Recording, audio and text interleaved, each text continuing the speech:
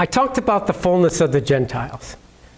Blindness in part has happened to Israel. In other words, their program that got interrupted will continue until the fullness of the Gentiles comes in.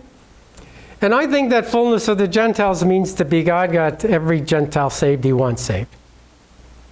When he thinks I've got it all, then fullness of the Gentiles here. That's why Satan hates us to lead anyone to the Lord. We're adding to the fullness of the Gentiles while he wants to keep them. Now, I know Pastor Ricky believes and others believe that the fullness of the Gentiles corresponds to the fullness of Israel. And what's the fullness of Israel? Well, when they come into their kingdom. So what is the fullness of the Gentiles then, if that's the case, in like manner? It's when we come into our glory, which is the rapture.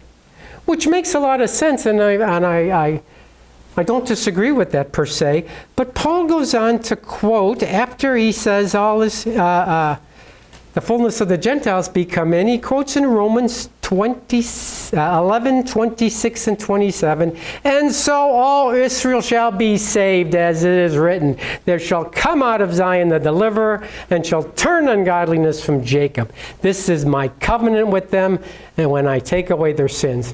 That's the fullness of Israel, I believe. All Israel being saved. And it's not every single Jew, it's the nation per se, brought back into covenant relationship, and the nation bows the knee to Messiah and accepts him.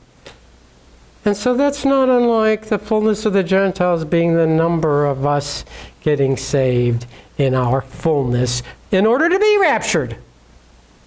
So I maintain that's what the fullness of the Gentiles mean.